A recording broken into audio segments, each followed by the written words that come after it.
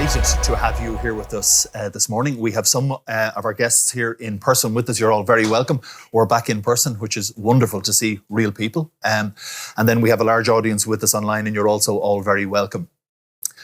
What are we trying to do here today? Well, when we set out the Innovation Exchange Forum, we thought we did identify a gap in the market. There's a gap between what corporates are trying to achieve around innovation and then how SMEs are trying to sell into those corporates. And we have approached and worked with Skillnet on the basis that there's a connection and a collaboration to be made there. And that's what we do with Dublin BIC. We enable connections and collaborations. So we started the forum, we started the Innovation Exchange in July. We've been working with this group. We've been working with our corporate colleagues. We've been working with Skillnet, and we're actually approaching the critical part of the engagement. So we've done some early engagement. We've done some training. We've done some very early pitching. We've heard from the corporates, and you, the SMEs, have pitched back to those corporates. And I think over the next 2 months, we really get into where the rubber hits the road, where you get the opportunity to engage one-on-one with the corporates, and hopefully we get some business done. And that's what we're trying to achieve here, is can we get business done between two parties who want to make it happen, and we're facilitating that engagement. That's the purpose of the Innovation Exchange. So you're all very welcome to this forum. As I said, what we're trying to do here this morning is introduce you to the people behind the programme, ourselves, to Skillnet. We're trying to hear from some of the SMEs as to what's happening in the programme and how they're finding it, hear from a corporate how they're finding it, and then lots of opportunity for engagement afterwards when we go for a coffee and a lunch, and hopefully you can have a virtual coffee and join us for that as well.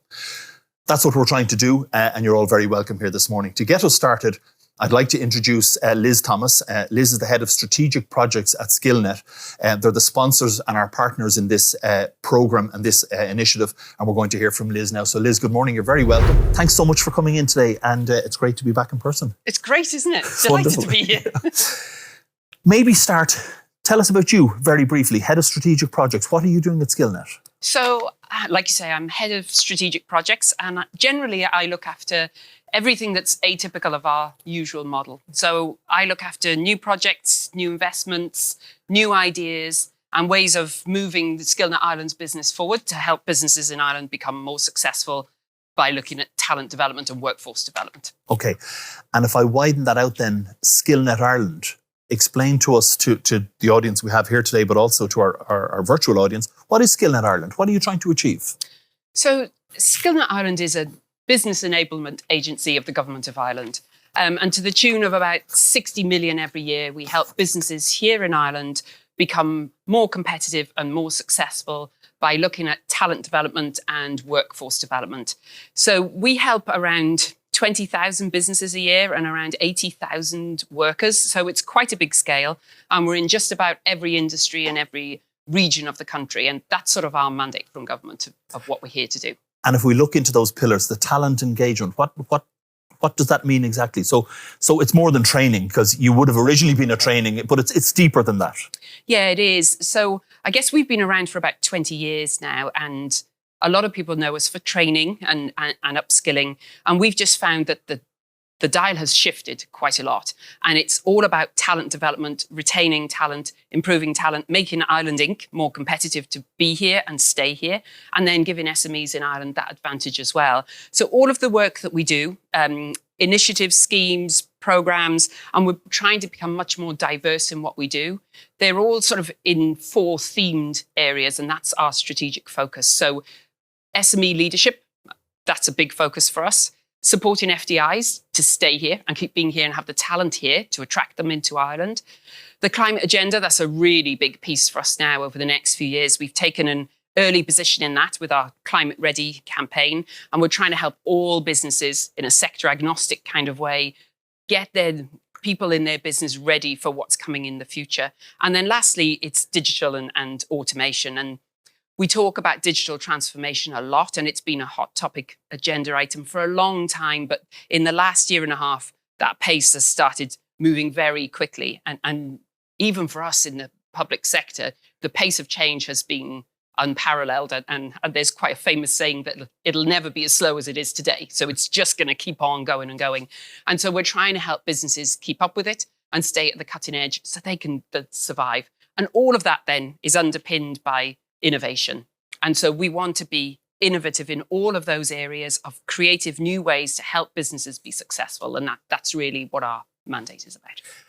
So when you look through that innovation lens, and we'll hear from our speakers today around innovation and the digital agenda, why the innovation exchange? I mean, we talked about it, over the last year as we were developing it. But what, in your mind, I suppose, what was it that said, yeah, this is something we should be doing? Yeah, well, we started talking about a year ago now Yes. of an idea of an innovation marketplace. And you know what? When we first started talking, it was a bit of a no-brainer. First of all, it was a really innovative idea of bringing multinationals together and SMEs together and helping them through that journey in a way that they might not have got there on their own. So without this sort of structured support in the middle, they wouldn't have got there. I think as well for businesses, when you look at business impact, it's so easy and so tangible to see the business impact. So for an SME, they get access to a multinational in a way they wouldn't have got before. And that can save them a lot of time and money that they would spend doing it otherwise. And for multinationals, to be able to come up with an alternative model of innovation, not just in-house innovation or the way they've done it before, it's win-win for both sides. So for us at SkillNet Ireland to support something like that, which is really different from the way we typically work, it was, say, a no-brainer. We were kind of all over it. And our partnership with Dublin BIC is so strong, and you had so much credibility to bring to the table on it that it was an easy and obvious partnership to do it through Dublin BIC as well. Fantastic, thank you. Talk about the innovation exchange, because you said the model was slightly different. And maybe just from your perspective, how is it different? What do you normally do and why is this different, I guess? Well, our typical model is that we work with over 50 industry partners. So just about every different industry that you can think of in the country in every different region. And then we work with over 70 SkillNet networks, they're called. And those networks bring together clusters of companies in that area.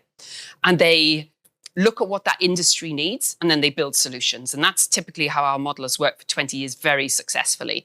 And this one's a little bit different because the piece of work that I do is more sector agnostic. So let's kind of look at companies all over the place and let's look at what's not happening, what's the gaps in the market. So this piece is really different. We haven't run it through a SkillNet network like we normally do. It's a project on its own and a standalone. And that's because of, I guess, the strategic importance and value to us and hopefully the whole community. Very good. I know when we were talking at the start, we were talking about, what did we want to achieve from the program and what were our objectives. From your perspective, and we're in a pilot phase, and we talked to everyone about this, that we'd run this pilot to Christmas, we'd identify how we were getting on, and then we'd figure out what might the future look like.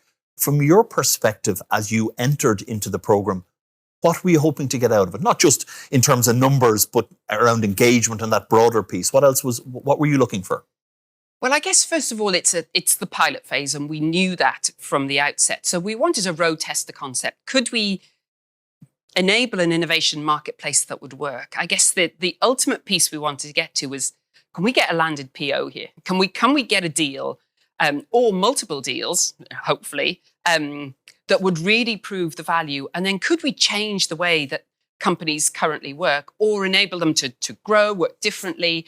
And I guess the business impact piece was the bit we were really looking for, more so than a training or an upskilling or a development of people. This was really a business impact piece. That was what we really wanted to get out of it. And when you say so we have defined success in a very narrow way, arguably, around there's a PO. Yeah. But, so we're under pressure. Everyone just can we get... I just want to put that out there, yeah. But there are other business impacts. So what are you seeing as we work through this program around the engagement model, around how the ecosystem is starting to come together, because there are impacts as well? Even from day one, when you guys first sort of said, right, let's go, let's launch. And we've done this in a non-public way. So it's in its pilot year. Nothing has been publicly launched. And the take-up and the response you got, even in the first 2 weeks, we knew there was some magic going on here. That, we had over 130 applications in the first week. The multinationals seemed to be totally on board. Everybody got it really, really quickly. So we knew that something special had happened, and it was in line with what we thought, which isn't always the case. We often think we have great ideas, and then it doesn't pan out that way. So that was really super. And then I think as things went along, we started to see other side effects sort of falling out of this. the SMEs looking to collaborate with each other and pitch to MNCs. We hadn't factored that in, that could be an outcome. But what an amazing outcome that would be. And I guess one of the other things that we hadn't really thought about was that SMEs might want to buy and sell from each other, even in spite of what the multinationals had come to pitch, that there were other opportunities, and all these business leads and opportunities have popped up. And I know we're working through them, and we haven't quite got a model to facilitate all of that as well as the pilot in its original intention. But some of those things have been really special. And I think, lastly, I just want to say as well, the vision and the leadership that Dublin BIC have brought to this programme has been second to none. And I'd love to take loads of credit for this program, but I can't because it's you guys. And I think the credibility that you have with small businesses and multinationals here, without that, I don't think that this would have come off the ground at all. It's very nice, very kind of you to say. Thank you for that. And yeah, I think, we said at the outset that our job is around the enablement, the collaboration and the connecting. And I think so far, and, we're at probably 2/3 of the way through the pilot. So we now get into where can we get corporates together, can we get SMEs together, and can we start getting some business done. But thus far, I think I'd agree with you that the engagement has been really rock solid, and from you as well. Can I ask you, what would you like to see more of? So obviously we're going to discuss with you as we come to the end of December what next year might look like. We'd like to roll this out on a national programme. And as we consider that, I'm writing my own tender here. What would you like to see more of? I'd expect nothing less. I think for sure, the pilot phase, like we said, it was kind of done in a silo, in a little bit of a bubble. So we definitely like to see, can the model now be repeatable to other verticals, other industries, other sectors, more nationally as well? And I know we're already sort of in conversations about that for next year. I think what I'd like to see more of as well, and as it's a pilot phase, this is coming through, I want to make sure we see plenty of momentum, that keeps moving forward. And I think one of the things we'll be able to do is, I guess, a bit more clarity in that user journey. A lot of that has been, we've brought everybody along step by step, maybe not being able to give them the full journey vision from the start. So I think those things, and I really had to think to find things that you could do more of. Yeah. Okay. I'm happy to take questions from the floor if anyone has one. I'm also happy to take any questions that we may have from our audience virtually. I'll keep going. If you do want to jump in, raise your hand. I'll take it from the room, or I can take it from anybody online. As you, again, going back to think about next year or over the next couple of years, and you mentioned there, vertical sectors, we could widen out some of the sectors. Yeah. Where are you seeing opportunities in those sectors as you look out across? We did go out at the start and we'd very much a broad brush, and we've brought in everyone. But what are the sectors that you're seeing, or where are the opportunities might lie? I think that the model could be replicated just about anywhere. And I know some of the discussions we're having, I think in pharma, in medtech, life sciences, that kind of area, I think that could be really big. I think what I'd like to see as well is what happens when we push this publicly and push it nationally, because this is all kind of happening under the radar at the moment. Yes. And that was our intention in the pilot year. I think when we go national with it, we're going to have a big challenge, a good challenge on our hands to sort of solve. And one of the things I'd sort of like to see is, as much as we can sit here and talk about it, and we know the value of it, and we know what we were trying to build and why, I'd love to see more of the stories coming from the people that are in the programme. And that's really the impact piece. For the multinationals, has it changed? Has it brought something new to the table for them? And for the SMEs, has it really given them opportunities they wouldn't have got otherwise? So I think next year, and tying all those things to expand it, go wider, go taller, and go bigger, that's kind of what I like to see. And if I could go back up, you mentioned up at the start around innovation, and you talked about kind of the what are you seeing out in the market around? So we heard about a lot of innovation. I chatted with Tim, one of our participants last week, and we talked about Industry 4.0. Maybe because we are going to hear about it, but I'd love your view on it, Liz. Like, what is happening in innovation? Like, how fast is it moving? You said it'll never be as fast, as slow as it is today. But what are you seeing from a SkillNet perspective? You mentioned twin pillars of climate and digital transformation or innovation. That's kind of from government. We hear that message from Europe. We hear that message. Yeah. What's your take on those kind of twin pillars, and what are you seeing? I think in innovation of what we're seeing in small businesses, and we run an awful lot of programs for small businesses, that innovation is starting to mean an awful lot of different things. Traditionally, innovation was always associated with a new product or a new service or customer-facing pieces. And we're seeing a lot of innovation within businesses because they've had to innovate to automate their processes, build more technology, enable remote working, now enable hybrid working, or maybe continue with remote ever. So I think innovation has taken on a whole new lens where people just need help everywhere to keep up with the pace of change that's happening. And we see that across all of the sectors. And it's been the same throughout the COVID pandemic. We ran another program helping small businesses with one-to-one mentoring. And when we started that at the outset of COVID, we figured that everybody would need help managing their finances. What do I do with my employees? What do I do? How do I manage my money? How do I stay afloat? And we were completely wrong. What we saw were people were really interested in, I have a business, how can I pivot that now to cope with what the new world looks like? What else can I do with the structure and the people that I have right now? So I think the innovative mindset of the SMEs that is always known, it was there, it just came right to the fore in the last year and a half. And the ways they're thinking of innovating are just slightly different to how we would usually conceptualize innovation. But it's very interesting what you say, that the innovation was forced, if you will. Yeah. And it was an innovation almost, if I don't do this, I'll die, which was very different from let's get this theoretical model of innovation and map out frameworks for the next 4 years. There was an innovation which is do this now. Yeah. And often innovation comes from, there needs to be an impetus, a reason to change, because sometimes it's so hard to change and take a look at what you have in front of you and really make real change in your business. But when it's forced onto you, I think the last year and a half has shown how resilient and how ambitious the SME sector is in Ireland, and way beyond what we'd anticipated. We just thought everyone would want to know, how do I just survive and keep the status quo? But totally wrong. It was, how do we flip it and use it to our advantage, which I think was really special to see. I'm going to just, if I may, Liz, Louise, we'll take that there. I won a piece of business from a multinational, 25,000 euros, 6 months to get on the vendor management system, Ariba. We did the piece of work. It was amazing. We had beautiful data. And then our business sponsor put it in the procurement system. He put in a line item for 1.6 million euros of a project. And it stopped. And when we asked, why did it stop? They said, at that volume of business, you're not EY and you're not Accenture, and we're the procurement system and we decide. How do you think we as a community can compete with that? I'll have a go and then you have. feel free to. Thanks, Liz. Well, I think one of the very reasons we set up this program was that procurement piece is one of the biggest blockers, right, for SMEs getting into multinationals, or the public sector even more so, but even multinationals. And we've always seen that the actual buyers, the people that want your product or your service, they get it and they get what you can do, and they're not worried about your scaling position.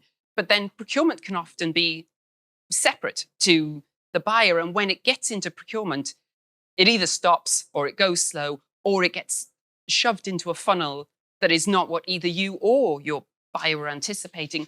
And we were really conscious for SMEs, that's a really timely process. It's a really costly process to go through all of that to get stuck.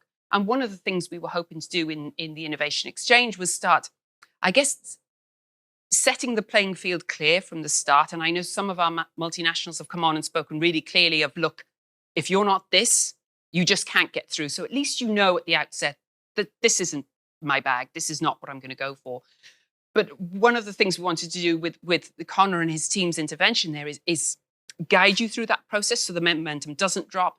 The guys here can intervene in the middle of that. We have account managers for the multinationals as well as the SMEs. So whilst I totally appreciate your problem, and it's a very real one, I hope we'll start moving the dial a little in this program. But I don't know if you have any better insights in I think the real world. I think you've captured it, Liz, and I think hopefully the difference we're making, Paul, and our hypothesis that we're exploring is that working with our corporate customers, working with our MNC customers, because we'll have that closer collaboration, we won't end up with kind of it going off. We not alone make the connection. These programs, you make a connection and then everyone walks away from it. What we want to do is stay in the middle, and we want to work with both parties to kind of move this forward such that we can avoid some of those. Go on, Tim. Go ahead. Yeah, so I used to work in Dell, and I used to procure millions of euros worth of equipment every year, and procurement were a key part of the process. But we, as engineering, bringing in all this equipment, we never let procurement control what we did. So if we wanted a vendor, we were getting that vendor. It mightn't be procurement are always looking for the best price. They always wanted their pound of flesh, 10% of a saving. We give them that piece, but we ultimately were accountable for the solutions going in. So now as an SME, or now as a startup working with multinationals, there's no easy answer to this. But what we do is we work with the engineering team, operations teams, and it might start with a small project that doesn't come under procurement radar. We do a really, really good job on it, and we really get the customer, whether it's operations and engineering, really wanting our product. And then then in a lot of cases, you can't fix it easily, but once you get the users really wanting your product, and if they're really good at it, they'll deal with the procurement department. So it's not the right answer, but it's one way of, you got to chip away at this, and getting the users really wanting your product is key to dealing with that procurement problem as well. Very good. Yeah. Very good. Thanks, Tim. And Paul, thanks for the question. Liz, we're out of time. I'm going to ask you one last question before I let you go. And it is, when I have you back here in a year's time for the next one of these events, what will success look like? What will we be looking like in a year's time? I think in a year's time, it'll be great because I think we'll have run through at least one full cycle of this all the way to the end. I would love to see here the stories from the SMEs and the multinationals of, look what we did together. And as well as all the other scaling things I want to see, I really like to hear those sort of success stories that we made a difference to real people's businesses. Fantastic. Liz Thomas, Head of Strategic Projects at Skillnet, thank you so much. And I'll ask you just Thanks to stay there so for a much. moment. Sure. And so we're delighted to be working with you. And as I mentioned at the outset, we have this kind of strong focus on connections and collaboration. That's what Dublin BIC does.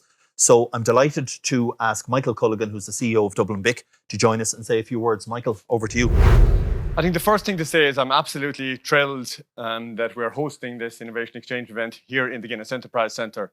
This is a special location. Some of you are familiar with it, maybe others, maybe not quite to the same level. And if you haven't been here, please do and try and do so over the next little while. It was set up originally in the late 1990s when there were very few very few incubation centres in the country.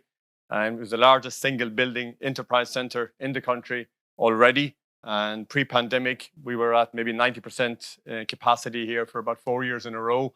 And we were embarked on a very ambitious project to double the size of it.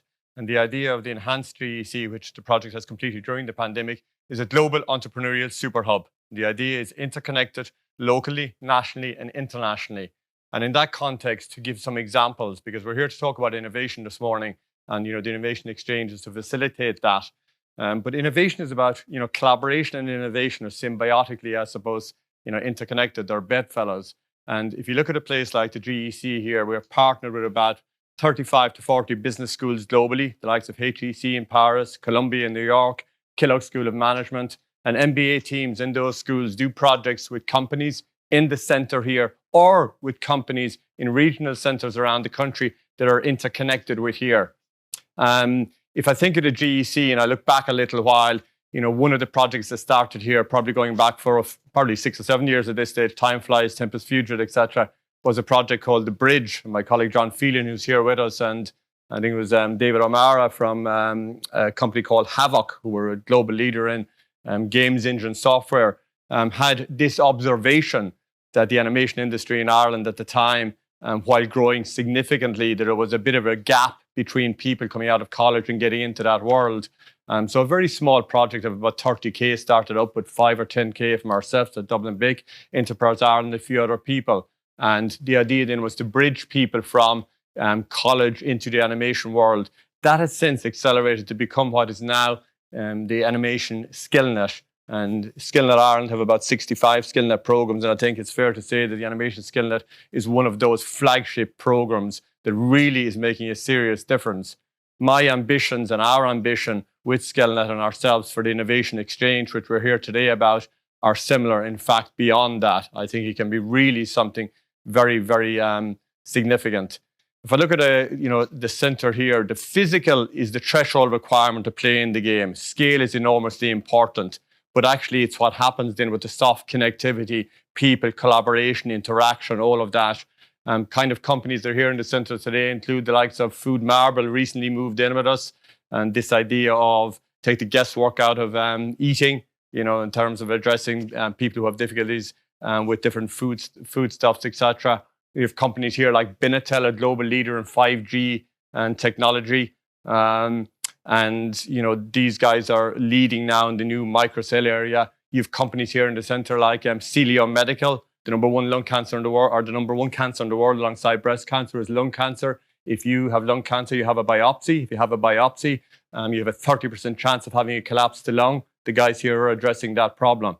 And maybe a little vignette to show you what can happen in a place like this, which I now consider to be a physical and a virtual center as it grows into the future. But there was a company here a few years ago, a chap actually out of Dublin City Council who set up a business in what's kind of non-sexy area of fats, oils and greases, of compliance with that. And he set up a software business in that regard. There was a visit here from San Jose City, and Michael O'Dwyer, who headed up that business, went in and chatted to the guys.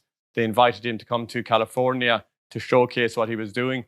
They signed the contract with him for San Jose City. He's in the States now in over 40 cities around the States. And that's this idea of collaboration and innovation, and I guess interconnecting those together. Thanks to Skillnet for the partnership with this project, and thanks to the GEC who are sponsoring and supporting the project here today.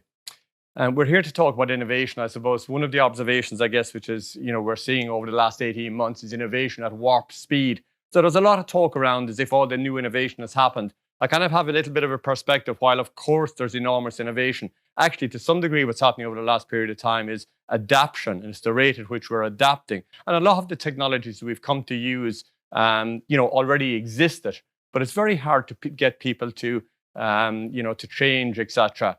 And look at the father of entrepreneur of innovation is Schumpeter, the Austrian economist, and that's the whole idea of out with the old, in with the new, creative destruction. That happens all the time. I think all that's happened now is necessity, the mother of invention. We've been forced to adopt some of these technologies at much, much greater speeds than would previously have been the case. Now, of course, that itself then takes us further along, and because we're doing that, then it creates maybe more opportunities. And if you look at what's happening today, a lot of the language, if we move on and look at government policy, a lot of the language out of Europe, and not just the language, the money now is the future is digital, the future is green. We're here talking about digital transformation. I suppose the Innovation Exchange is focused in that area. I've no doubt whatsoever in a little while we won't be talking about it in the same way that once we spoke about e-commerce and that just became business, digital transformation will just become what we do as part of business on a day-to-day basis. But sometimes, you do need to, support and seed these things. If I look at Ireland overall, I'm enormously enthusiastic and positive about where we are from an innovation perspective. But we have to remember the bar keeps getting set higher and higher all the time internationally. And, if you want to set up a new business, you have to do one of two things. You've either got to create a new business or you've got to steal someone's lunch. People don't tend to give it up too easily. They fight pretty hard to keep it. And if you want to create a new business, that's the hardest thing to do. And in that regard, one of two things is happening. You're either very, very clever and you come up with something that nobody else did, and there are 7 billion people in the world. So when you come up with something new, you have to ask yourself the question, well, is it that I've come up with that? Or is it sometimes people come up with solutions that meet needs, but maybe you can't get it to the market in an economic manner? So, when you come up with something new, there's a whole range of, elements that feed into whether or not you can make the journey on that. But I am extremely enthusiastic and positive of what I see for Ireland. If I look at the quality of the startups and scale-up companies that are coming out of Ireland today compared to perhaps 10 years ago, there are a larger number of people with greater ambition, what I would call these gazelles, the subset of the startups. There's a lot of activity in startup, and there should be, and that's what's required at the top of the funnel. But if you move down the funnel, there are a larger number of companies, with greater ambition, who can have a clear vision of where they want to go, who are surrounding themselves with the right kind of people and are bold and global in their ambitions. And that's exactly what we require here in Ireland. So I'm enthusiastic and positive about it. One of the things that I've observed over many years, and we do a whole range of things in the organization, is that never a prophet in your own land. And it really gets me a little bit that I see some fantastic companies and they'll end up and they'll go to New York, a company like NewsWhip headed by Paul Quigley, and they'll win business with Bloomberg and they won't have won business here domestically. And it just seems a bit of a pity. And that's actually the genesis of where we came with the Innovation Exchange. It seems such a pity that some of these companies have to go and prove themselves internationally and around the world before they can make it at home. So the idea of the Innovation Exchange came from that, and the idea that, well, on one hand, as we all know, culturally it's challenging for large organizations to innovate because they have SOPs, standard operating procedures, and you don't have that flexibility or whatever, and the culture is a particular way in a large organization. On the other hand, over here, you have the gazelles or the subset of the startup companies who are basically innovation 101. That is what they do all day long.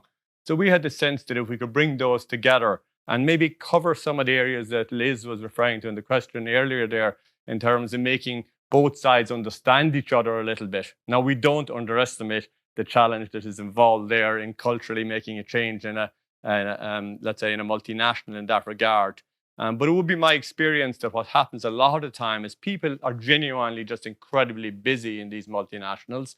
And some of the time what happens is it's really early stage startups to come and engage with them. And that just doesn't work. It's a reality. On the other hand, you have a subset of startups who are really good and have really good products and really good offerings. And our sense was that if we could bring those guys together with the multinationals, that we could untap something. And the idea there is not necessarily that the startup or scale-up company will create something new for the multinational. It may very well be that they have a solution already, and with a slight little tweak or adaptation, it could meet a need in the multinational. So I think there's a greater openness in multinationals because, with the warp speed of change, and there's always a concern with larger companies that they'll miss out on the next big thing, etc. So there's a balance there, and we're hopeful that the Innovation Exchange, which is currently in pilot form, can be something that will make a significant difference. If I think of ourselves maybe moving on as an organization, Dublin Business Innovation Centre, innovation is in the name, it's been around for a long time. Our role in life is to empower entrepreneurs to start and scale internationally traded businesses, and in particular to try and make game-changing impacts to those businesses. And that manifests itself in a number of ways. One of those is the business advice side, where you're working with the company to get them ready with their business planning and finances and pitch decks and all that. The second area is money, access to money. We run and manage the business angel network on the island of Ireland. And we also have run seed venture funds in the past and have a new seed venture fund, the Ireland Smart Tech Fund, which is a really unusual fund by entrepreneurs, for entrepreneurs. And that's very active in the marketplace right now. And I guess looking at all of those over time and looking at the cohort of really good companies that come out of that, as I say, we observed that there was a challenge that they don't always make it at home. And the idea now hopefully is that can be addressed through the Innovation Exchange. I mean, in terms of innovation, I suppose maybe I probably meant to comment a little bit earlier. If you look at some sectors in particular that have been really advanced, the likes of telehealth or digital health, you take companies like Silver Cloud Health, which started out of the NDRC next door to us here in 2013 with Ken Cahill. Now, they have a software platform for people with mental health challenges. And they were making significant progress, very significant. And Ken, wonderful leader, moved to the States to lead that business. And to take it to the end, they've been acquired in the last few months there, maybe 6 months ago, for 300 million, having been set up in 2013. But even more so, the impact that they're making with what they're delivering and the number of people's lives that they'll impact is hugely, I suppose, just phenomenally impressive. But that's an industry that, because of the pandemic and the changes that have happened there, that has been allowed to accelerate in a way that it would not otherwise have been the case. I think you're starting to see the same in industries like Edtech, or education technology area. Great example of that is Learn Upon with Brendan Nowd. Again, learning management system platform. for there were already lots of large learning management systems, and these guys probably had a nimble, newer, greater UI, UX, flexible, better pricing options, etc., and just started to grow, and again have grown dramatically, raised over 50 million there in the last year. There's a young company here in the centre, very young and early stage, called Examfly, with Deirdre and Ashling, and they're bringing gamification to the area of tax exams and accounting exams, an area not particularly exciting, but reflective of the reality of how people, younger generation, maybe consume data today, and bringing that about. So I suppose my observation here is that, you know, at an Ireland Inc. level, on one hand, the bar gets higher and higher all the time internationally, but on the other hand, we ourselves are producing higher numbers of better startups. That happens in particular in other areas, medical device area. I refer to Celio Medical. It's happening in that area in a big time.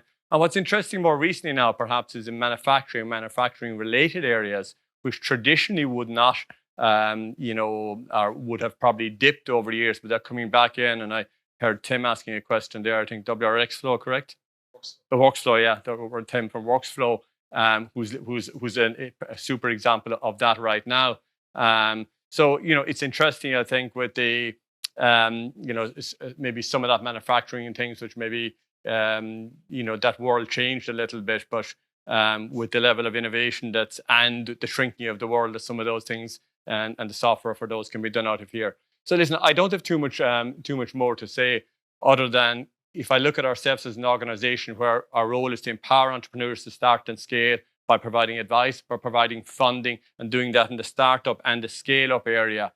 The next logical thing strategically for us was to be able to enable those scale-up companies to connect with multinationals. When I say multinationals, Irish or international, I see the innovation exchange as a route to doing that. We already had a very, well-received event, FutureScope, which quickly became the number one innovation event in the country. And that's back on with us next year in March in person, hopefully in the convention centre again. So we had relationships, as has been referred to in the earlier conversation, in place with multinationals. But I think the thing now for us, in making game-changing impacts or supporting those scale-up companies, is to try and facilitate connections into those multinational companies. We're in the pilot phase, as it has been referred to, and I consider it, if we can get this platform right for connecting the best of the scale-up companies with the multinationals, I think mutually beneficial and really game-changing. So I hope that's the case. Delighted to be here this morning. Not sure what I'm doing time-wise, Conor, but we're probably more or less okay, are we? Yeah. So listen, I'm happy to take any questions, but without further ado, maybe leave it at that. Thanks so much, Michael, for coming in. Appreciate the overview, and we'll leave you go. Thanks so much. Cheers. Indeed. Thanks, folks. So that was Michael Culligan, CEO of Dublin BIC, with an overview of why we're doing what we're doing. I'm delighted to be joined now by Mark Kenny. Mark is a client director at Explio. Morning, Conor. Yes. How are you? Thanks for coming. Thanks for coming in, and thanks for joining. So, for context, then, for our audience, Mark is one of the corporate partners on the program. I was chatting to him beforehand. I think we've sent him about 15 submissions, and he tells me he has a workshop this afternoon to get through those, and so we'll be hearing back from them. But you were quite excited with some of the early stuff. Absolutely, yeah, it's been brilliant. I mean, we like to think ourselves as an innovative company, bringing innovative solutions to our clients. But often those solutions are not necessarily our own IP, if you will. It's the connection of different technologies or different capabilities or different talents to bring an end-to-end solution to a customer where we see a problem. Yeah. And what I've also seen from that engagement is the wealth of talent and creativity, where people have seen the industry problem and saying, I'm going after that. I believe I can crack that one. And that's just fantastic. Brilliant. Thanks. Tell us a little bit about Explio. Who are you and what do you do? A great question. So like a lot of companies, we're changing over time. So previously in Ireland, we would have been known as SQS, Software Quality Systems. So our superpower, our DNA is quality assurance. So making sure the quality of code in any of our customers' environments through projects is top notch and is acceptable, but functionality wise and performance wise. In recent times, we've merged with an organization in France to bring a heavy engineering front. And I suppose it's with that new hat. So Expleo as a brand is 2 years old.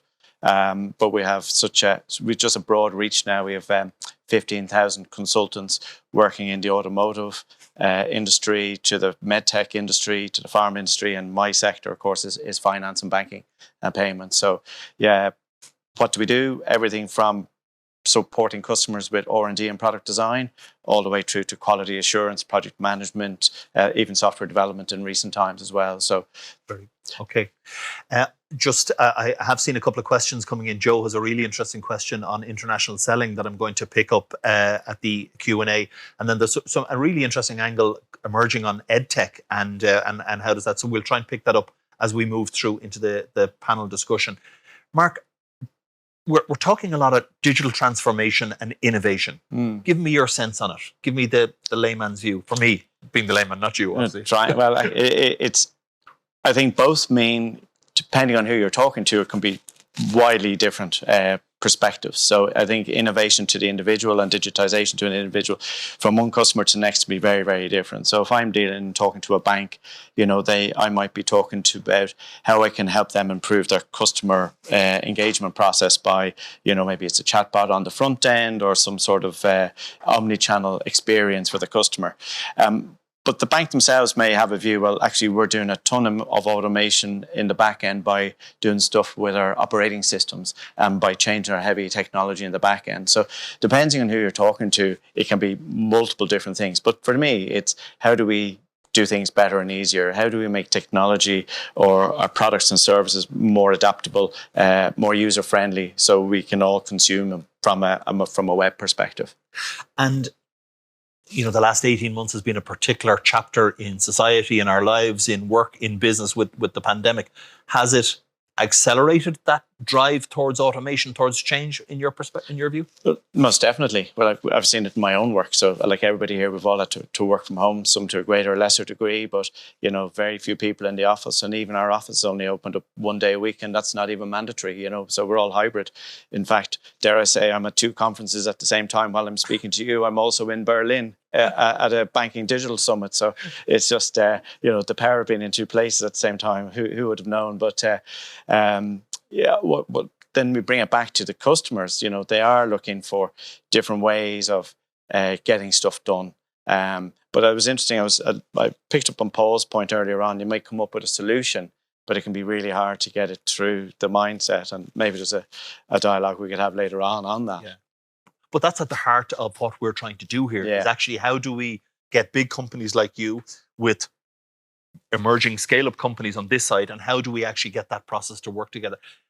Why did you get involved in the Innovation Exchange? Were you of the same view as us, that there was that kind of disconnect? And were you looking for something that you couldn't find? Yes and no. So I've come from both sides of it. So I've been in the big tech companies. I spent a long number of years working with IBM and HCLs who keep rattling through. We've got great innovation, but equally we found it difficult for our customers to get on board with that. But equally I was there thinking, now I'm in Expleo. Who's got tech that's out there that's interesting? Who's done something really different? And need someone to help them take it into their customer. So there's a couple of sides to it. But ultimately, who is my end customer? What do they want? And often, unless you can get the dialogue right at the right point in time, you may have the best widget to do something, but if the customer doesn't need that widget at the time, it can be very, very frustrating. And I think working through your clients and working through the next customer that is interested in that, what you have to offer, is very important. And I'll give you an example. Within Expleo, as I said, we like to think ourselves as being innovative, and we do have an innovation champion. And last year we ran our own internal hackathon. Out of the hackathon came, smishing, which is really fresh. We're all being plagued by nuisance phone calls and texts into our phones at the moment. So one of our staff, and innovation can often come from within and very naturally and organically. So why don't we look to see if we can fix that on the device of a phone of our customers? So we said, the bank's going to be loving this. They're losing money. They're at the beck and call of fraudsters that they can't control. And we talked to Pillar Bank 1, Pillar Bank 2, very interesting, Mark, very interesting, Mark. But we got talking to another smaller bank and said, do you know what? We have just done something really similar. And the two names of the two products were almost identical. And I said, you've got to come on board with us. And, I'm leaving here to work through some paperwork with those guys. So, you can have the best solution tackling the biggest problem in the world, but unless your customer's in the right mind at the right time, and they've thankfully helped me beat my way through the legal and the procurement processes, by being passionate about what they're trying to achieve. But it's kind of very interesting because for us in the room, as mostly the scale-ups and the SMEs, we have to convince you, who then has to convince the end customer. Yeah. So as we hopefully engage with you in the weeks ahead, what's that going to look like? I mean, are we holding hands together and going to see your customers? Are you taking from us and going to see your customers? What do you envisage happening? Look, to me, innovation is about collaboration. So, I can't, represent the team here in my customer, but I do see that we would go in a sort of a partnership mode.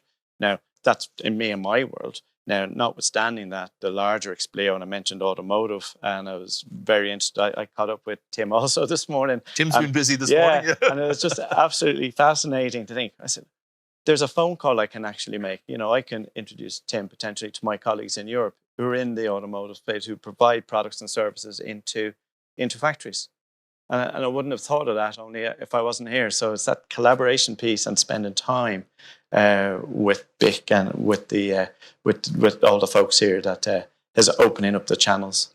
So as we move this forward in the kind of the months ahead, it's going to be very much. I know we've received submissions from the guys. You're reviewing them today, hopefully. Pick some of those we start to work it through, and that's when the work really starts. Where we roll up the sleeves, we identify specific customers, specific use cases, and opportunities, and get out and about. And there may be an actual need that we have there, that one of those technologies or one of those partners say, actually, that would be really interesting in our customer over here.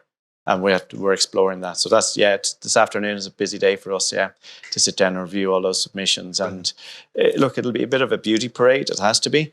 No, yes, interesting. Let's have a follow-up, and we'll be back to you, Conor, in due course when we've concluded that exercise.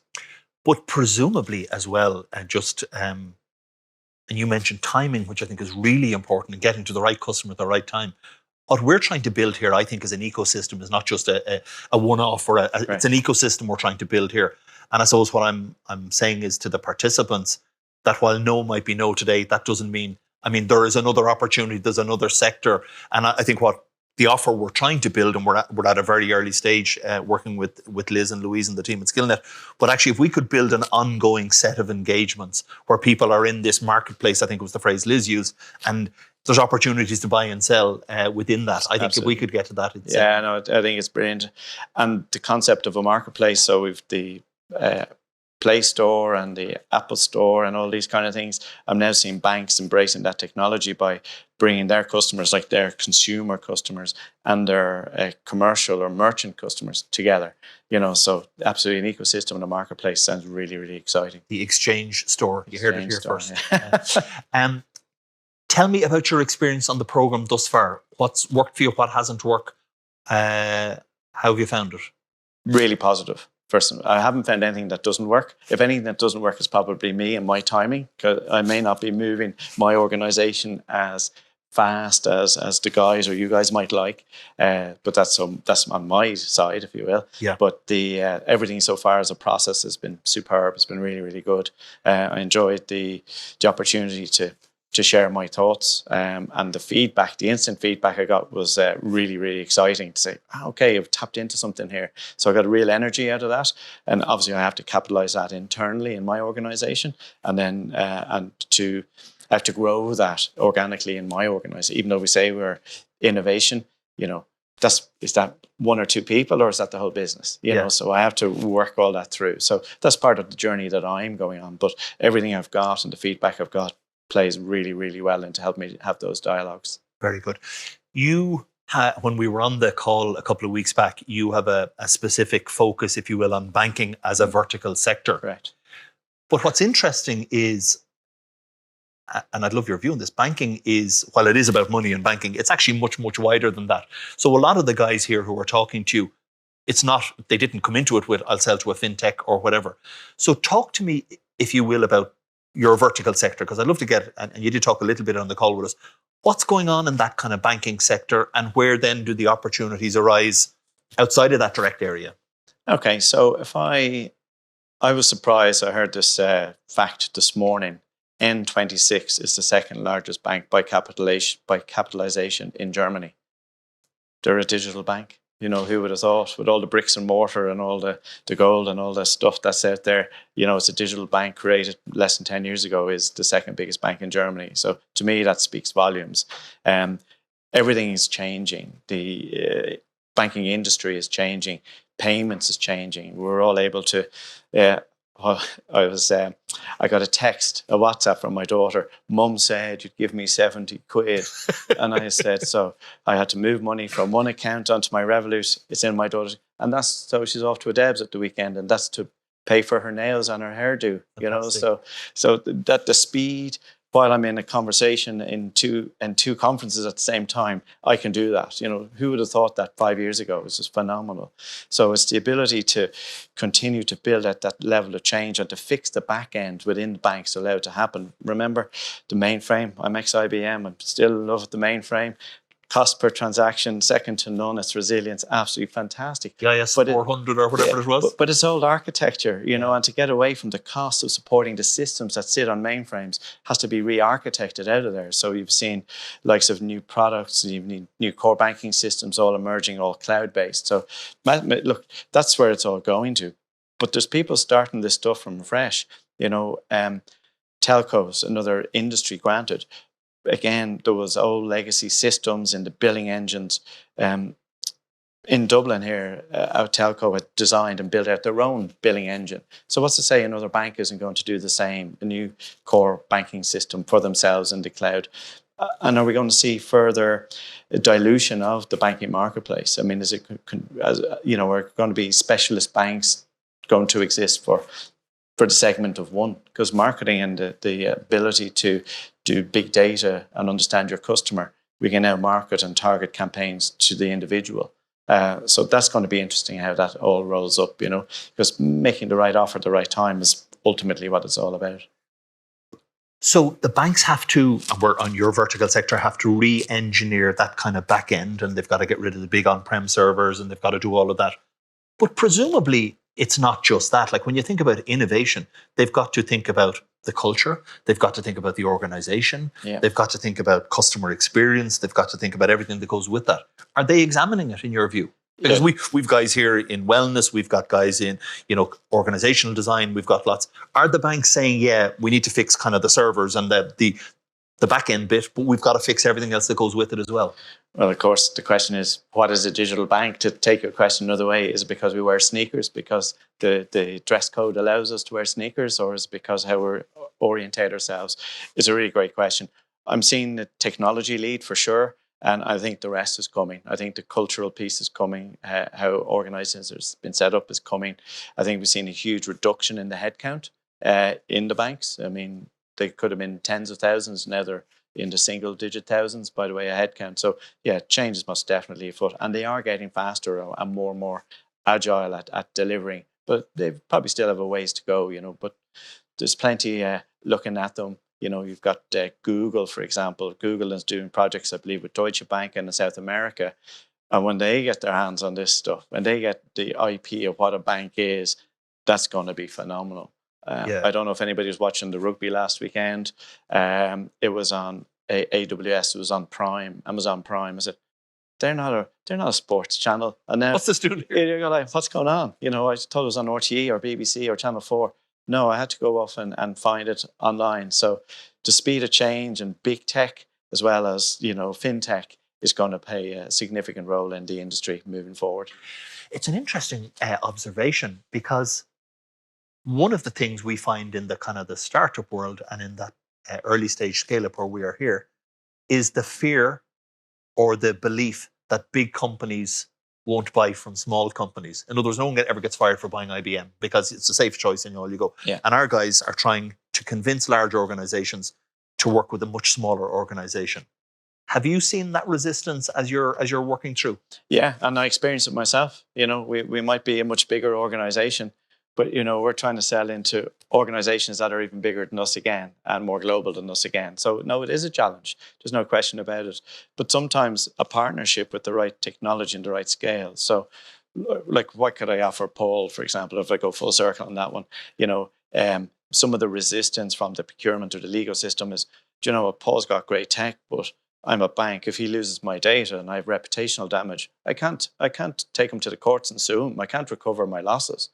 But maybe my bank balance, you know, not that I want to add more value than that, but maybe Expleo, you know, you're a €1 billion organization. Maybe there's a collaboration piece that could work, and there's other services we could wrap around the technology that could help Paul in his conversations. Okay, I hear your problem, Mr. Customer. How about I bring in a scale partner to help me with that? So we're not as big as an EY or an Accenture, but we do all those same things, you know, and we do have the mindset, but we're a lot more flexible, a lot more agile. And presumably for you, and most definitely for us in the room, that combination of joining together gives us bigger firepower going into the big eyes. Correct. So we've got our day-to-day customers, which the point-to-point solutions may fix a need in the gap, and we would put project management services or agile services around, or quality assurance services, and which is all good, you know, helps the complete story when I take your product from any of the guys in the room, but I know when it enters my environment, it's good. You know, we've done the proper due diligence around it. Fantastic. But there's also what we could do together to point somewhere else, you know.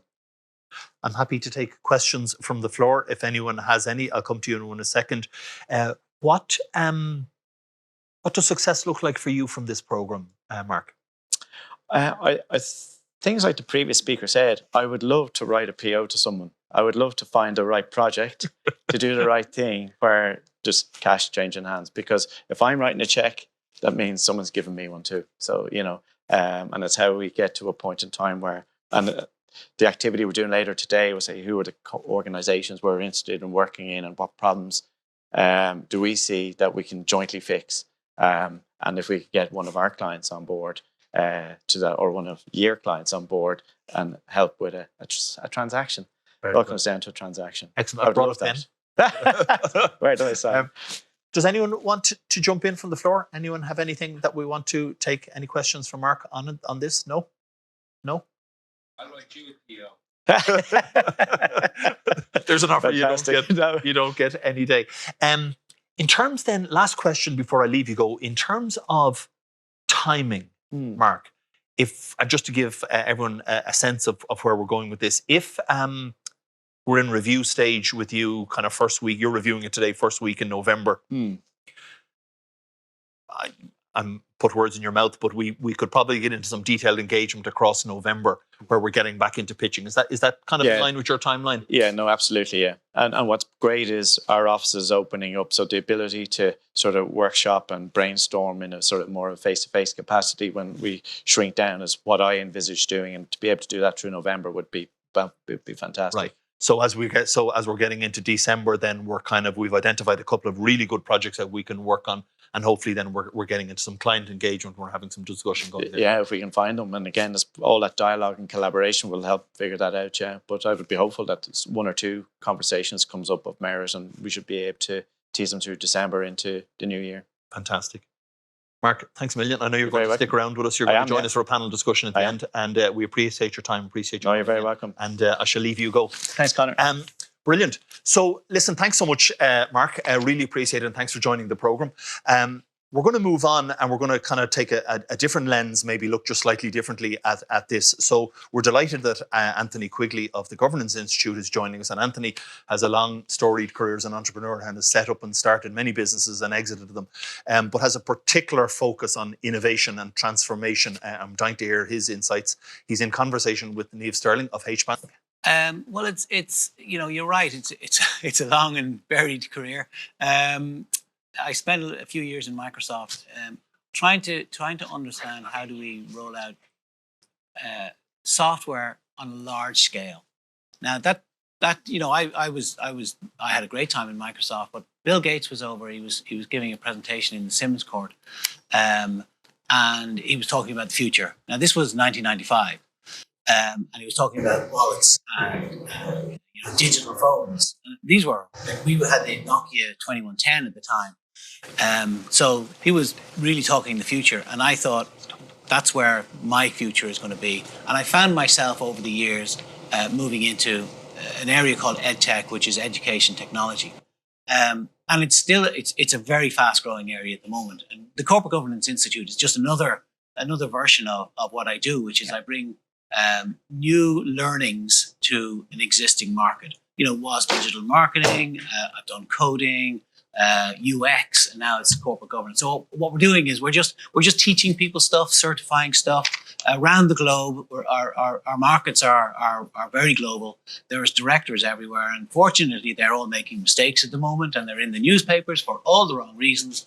And we step in and help them improve what they do and what their businesses do, and how they perform in the boardroom. To think like a director, have a mindset with an ESG thought process behind it, and a culture behind it, and so on. So that's my background, I suppose. Yeah. It's all education for the last 20 or 30 years.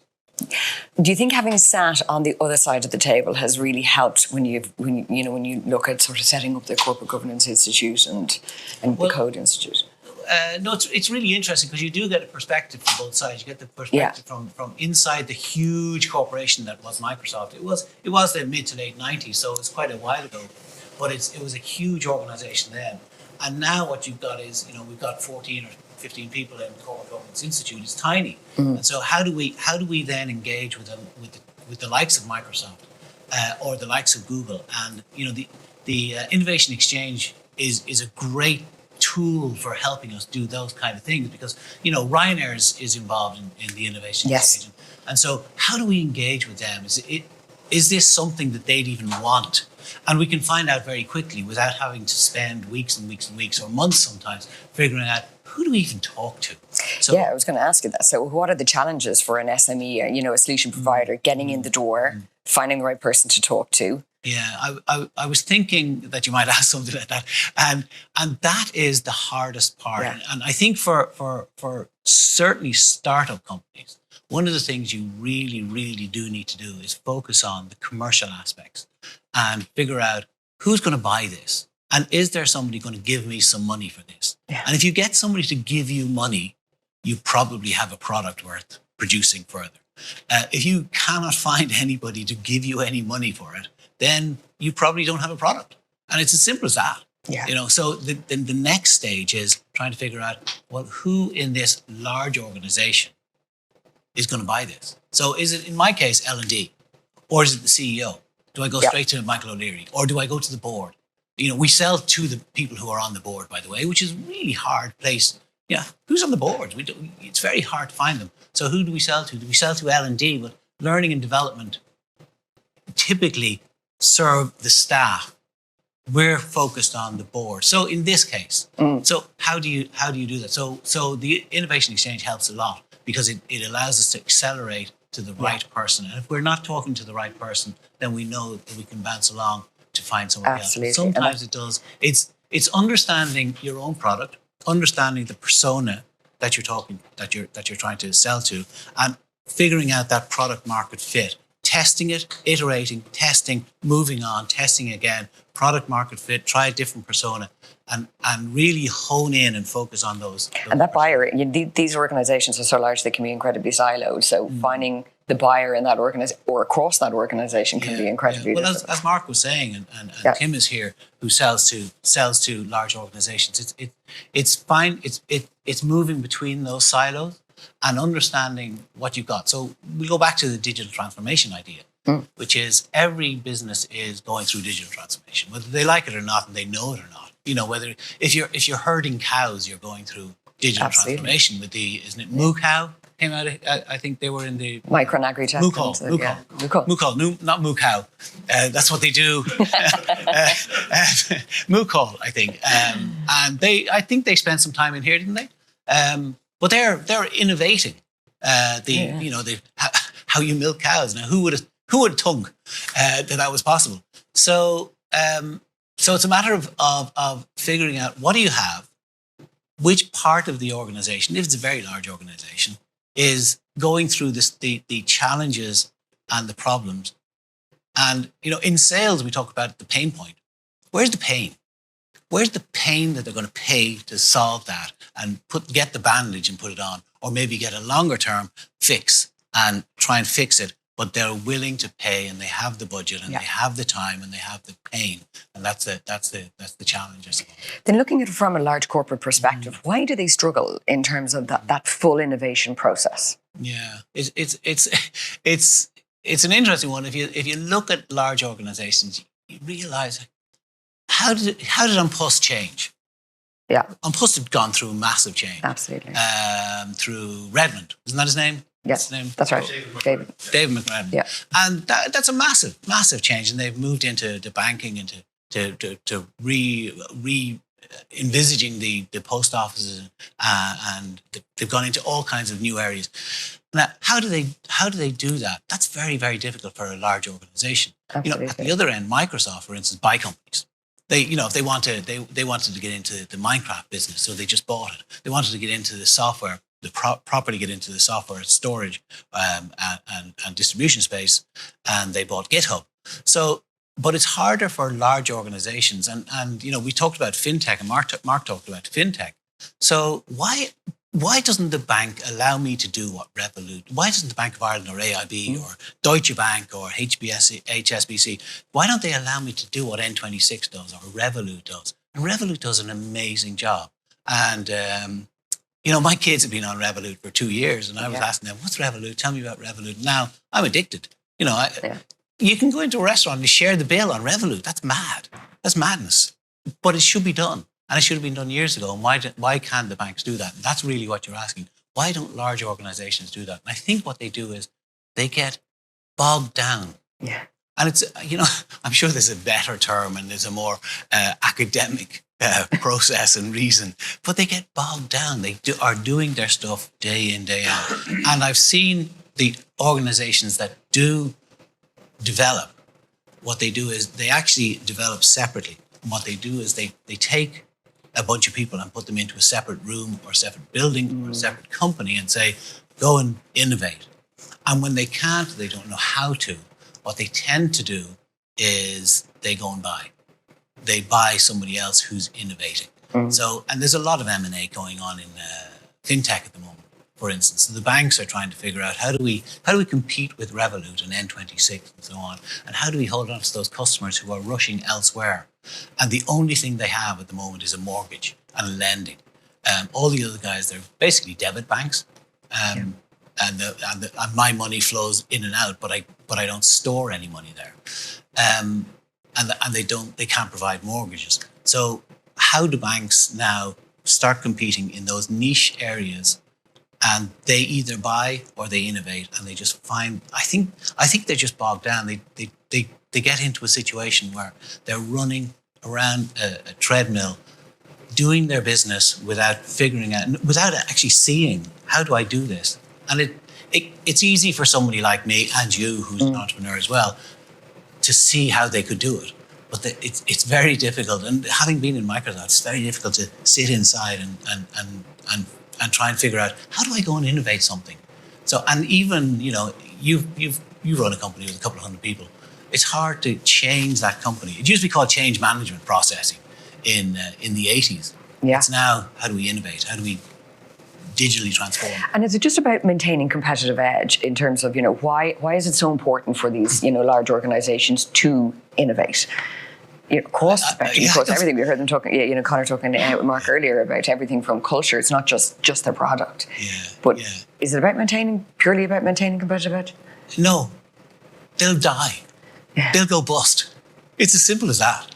Innovate or die. Yeah, they will innovate or die. They will. I think it's as simple as that, which is, if you don't innovate, if you don't keep up, if you don't change your processes, if you don't, internal process, how do you move the customer from A to B? How do you innovate in your mortgage delivery? How do you bring new medical products to market, and so on and so forth? And if you don't continue to do that, if you don't do it faster than somebody else and better than somebody else and smoother than somebody else, you will go bust. And I honestly think that's the way that, look at GEC, massive, not GEC, General Electric, GE. The change there was so dramatic because they didn't innovate.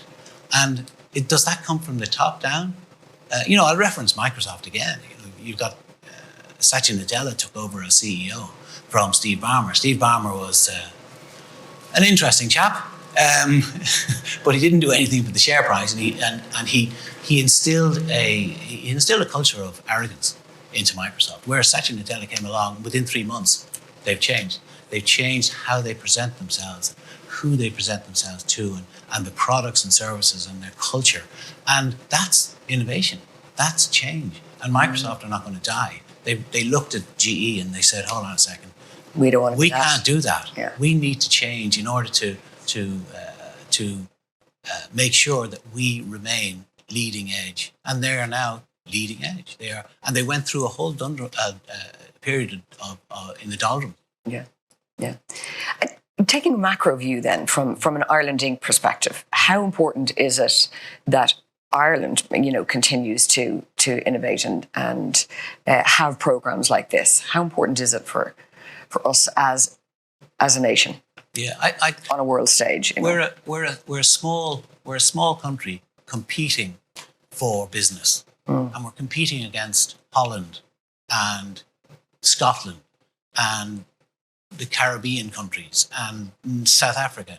So we're out there competing, and we have to have whatever supports we can. And Enterprise Ireland does a fantastic job. The LEOs at the lower end, maybe that's not the right term, but the LEOs do a great job. The local enterprise offices, Enterprise Ireland does a great job, and Innovation Exchange does a great job in providing part of that jigsaw puzzle.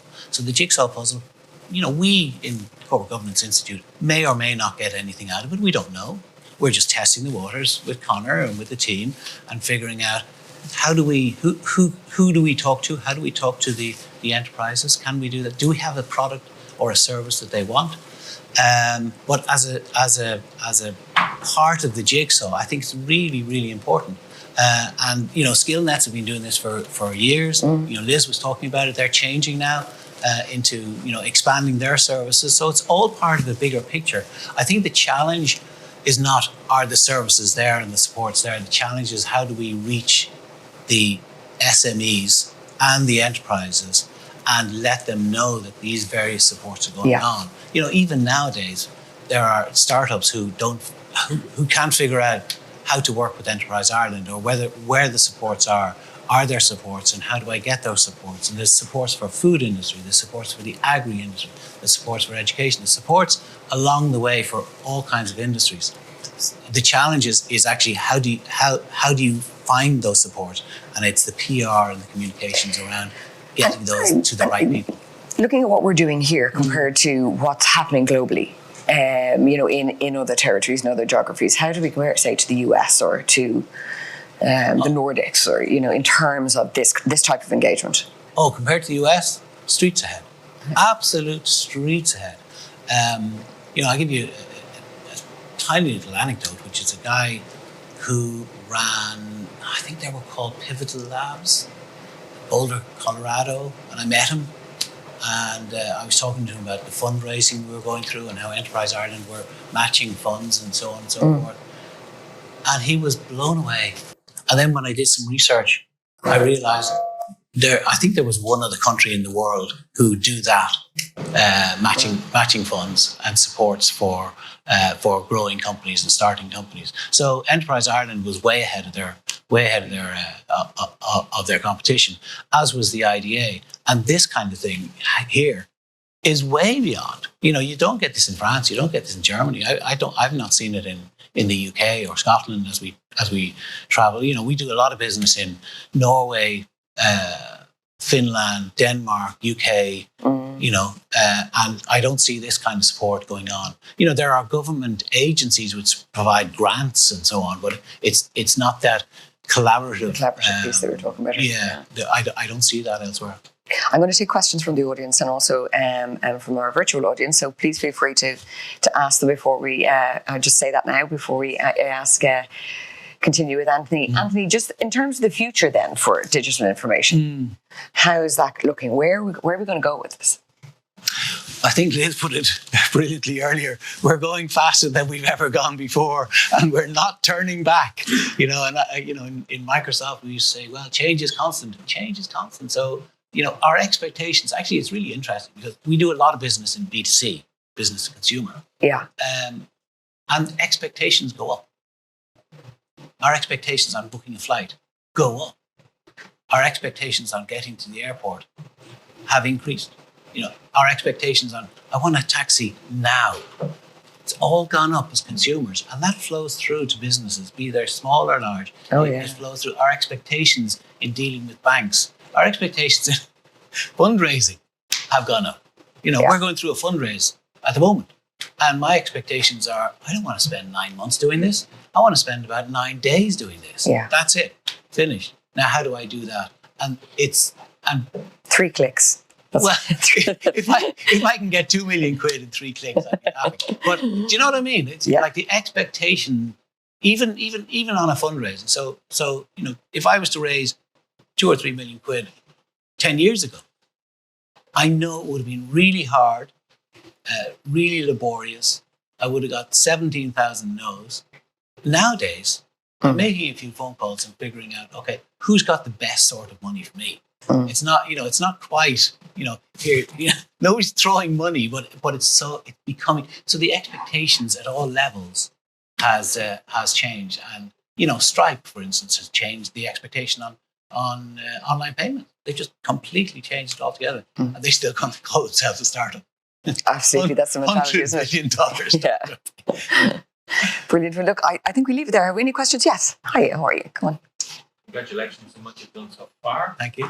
I spent a long time in South Africa and was working with Mervyn King on the King Report around corporate governance. So I kind of understand your field. And you've been talking about digital transformation, but directors are analog. Yeah. How do you make the connection between, we don't run software, we make decisions emotionally. And as you say, based on thunks. Yeah. And there's lots of prejudice in the boardroom. Of course. How are you dealing with that on your platform? I'll add to that. Thanks. The diversity and inclusion is all wrong in boardrooms. You look at any boardroom in Ireland and the UK, and it's all pale, stale, white males who are quite frail sometimes. You know, so like that has to change. That has to change. So when we were pitching, this is a year-old business. When we were pitching in the beginning. You know, one guy on the call said, "I want to turn up in a smelly hotel on Tuesday in November at 7:30, and it's pouring rain and I'm cold. But I want to hear from the guy who's been in Shell." And I said, "You're not my customer." So to answer your question, my customer is people who actually think like you do and ask questions like you do, and they make decisions. They're making brain power decisions. But still, they have to understand the basics. They have to understand the foundation blocks. And unfortunately, the way directors have been hired forever is, he's a good guy. Connor, you know stuff. You come on our board, will you? And that's as simple as that. And that's how it always has been. So we're trying to change that. All we're doing is we're using innovation in how we deliver the education and certification. So the education certification up to this time has been come along to a stuffy old boardroom, meet your counterparts, learn about how fantastic Shell was and GE was and Microsoft was, and we're doing it a different way.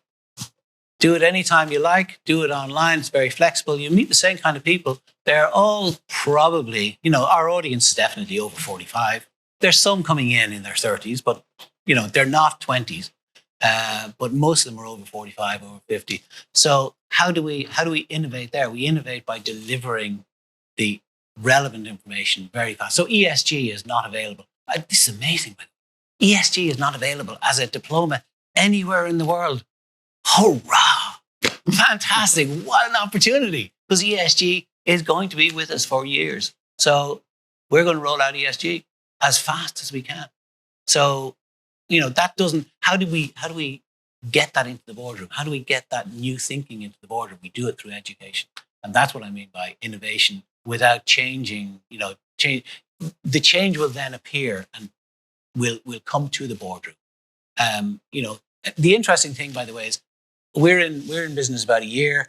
About 55% of our clients are delegates who have taken the course are women, as opposed to men, which is great. It's great because if you think about boardrooms, what is it? It's 80% men, 90% men, so it's 55%. Now, why is that? By the way, that's what I'd ask, and we're trying to figure that out as well, and we're surveying them and so on. But I think it's because 80% of the boardrooms are men, and there's a lot of women who want to get into the boardroom. So what they're doing is they're having to certify themselves in order to present themselves as being able in the boardroom. And which is unfair, not right, but that's I think the fact of the matter. Yeah, absolutely. Does that answer your question?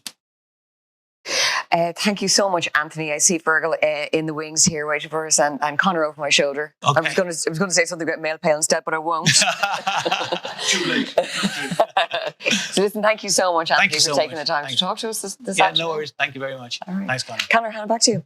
Thank you so much, Niamh, and thanks, Anthony, for that. Really, really good insights. Really appreciate it. Thanks very much. So we'll leave you.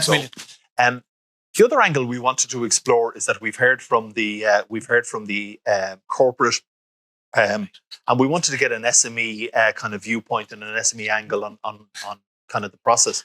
So Fergal, you're very welcome. By Media, you're most welcome to join us. And Fergal is in conversation with Magella, our colleague from Dublin Bic. So I'll hand it over to you guys. Maybe just for context first, tell us a little bit about By Media. What do you do? What we discovered and what By Media evolved from was the problems that these SMEs faced when they were basically trying to do their advertising. So advertising in general is probably one of the great drivers of growth within businesses.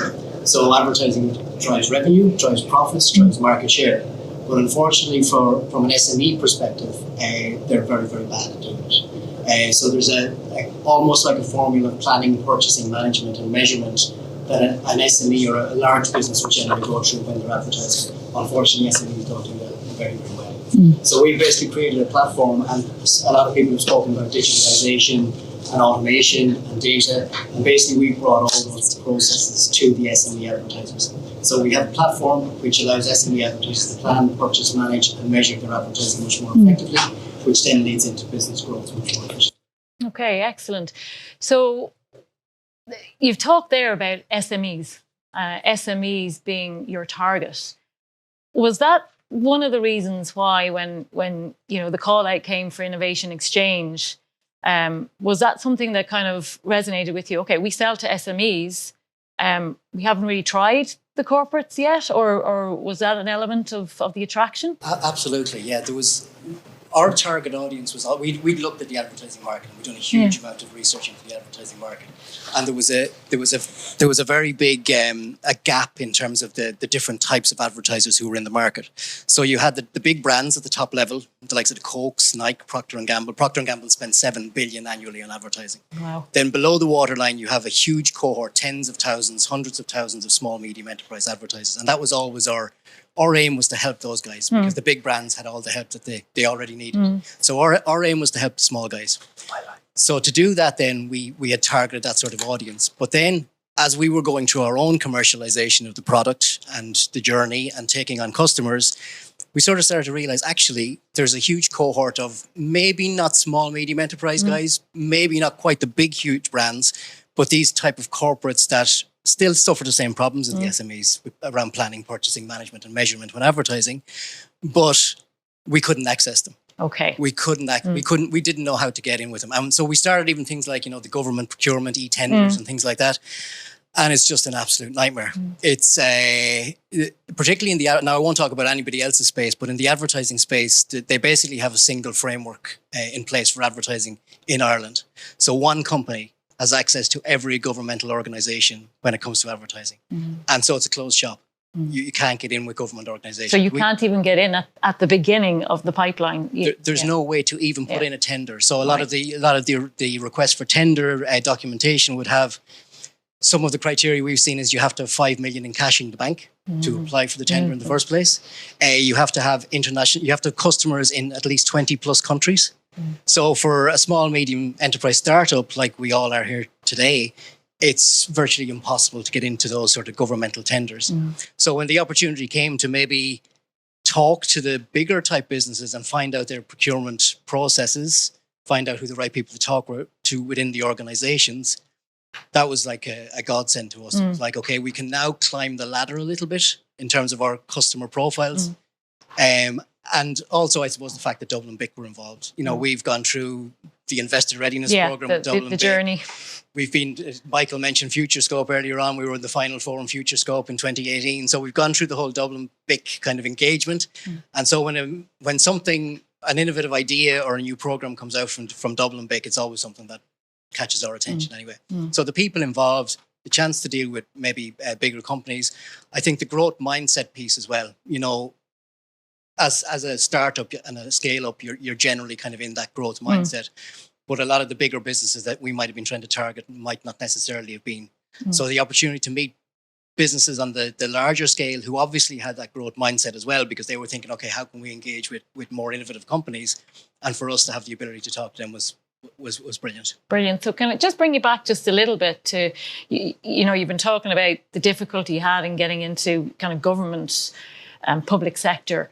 Did you try to get into private sector corporate at all, or was it just too scary, or too what was it that kind of? It was probably more of a psychological thing. Yeah. You know, you're not. There's no difference, and I think the great thing about the Innovation Exchange was it made all of us realize these are just people as well. Just people. They're just people in procurement departments who have a job to do. Yeah. They're trying to find innovative, interesting and the best solution to deal for with them. that have the best solution for them. Exactly. And so it kind of demystified the whole thing. And because I suppose you're burned as well by the governmental tenders thing, Absolutely. you kind of think, look, we just leave that alone. That's not for us. Yeah. Whereas this program gave you the opportunity to actually meet real people that were involved in the procurement process, find out what their challenges were, find out what their processes were, and find out some ways of maybe working together.